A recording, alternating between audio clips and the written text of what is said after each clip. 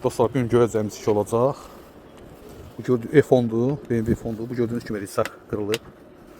Bunu əvəzləyəcəyik başqası ilə, üstdən çıxmayla. Buna əvəzlə. Əsas da çəkməkdə məqsədim nədir? Bunu əvəzləməmişdən qabaq, rissaq dəyişməmişdən qabaq rul çıxmalıdır. Rulda çıxartmaq üçün bunun altında deşik var. O deşikləri bilmirəm, görə bilirsiniz. Bax, bu deşik var.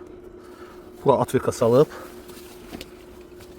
belə atverka salıb bunu çıxardacaq. İndi biraz bunun balaca razmeni gətirəcəm atverkanın. İki deşikdir, digər isə əks tərəfdədir. Buradan atverkanı salıb basanda bu formada çıxır. Çıxdı ayda bakı və boltu var burada, 15 olmalıdır. Ona sonra rul çıxacaq. Əsas da məqsədim onu göstərməkdir, rulun çıxmağın necə çıxır. Gördüyünüz kimi rulda çıxartdım, bu formada çıxır və bunun plasmasını çıxardacaq. Bu formada çıxır. Sonra 4 gördüyünüz kimi şesiqlərin ulduz boltlar var, onlar açılır və dəyişilir. Dostlar, gördüyünüz kimi bu qırıq rissaqdır, blokdur. Bundan əvəz edəcəydim. Bir dənə əlma çıxdı ortaya. Bu gördüyünüz rissaqda bort kompüteri dəyişmək üçün knopka var. Amma Avtodaninin knopkası yoxdur. Köhnədə gördüyünüz kimi var Avtodanı.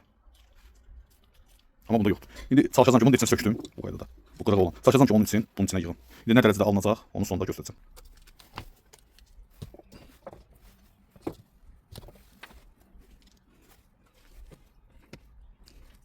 Şimdi okullara şey yaxşı durur.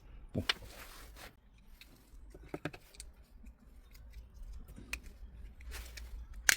Biraz şıkkı oturdu ama bir dənə şey yadımdan çıxdı. Əslində yadımdan çıxmadı ama onda ara var, bunda yoxdur. Dostlar, hazırdır, yığdım. İndi belə sərgəli yığıldı, amma işləməyin isə üstünə qoyum biləcəm. Dostlar, hazırdır, məncə sərgəli çıxdı.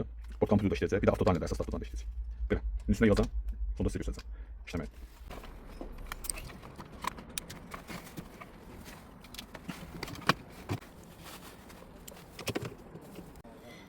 Dostlar, hazırdır, düzəltdim.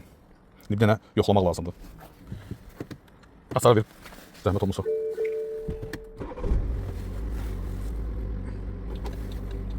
Döngə şeylər də işləyir. Pavrotiklər. Sonra dal da işləyir. Görürsün mümkün. Sonra bort kompüteri də dəyişir.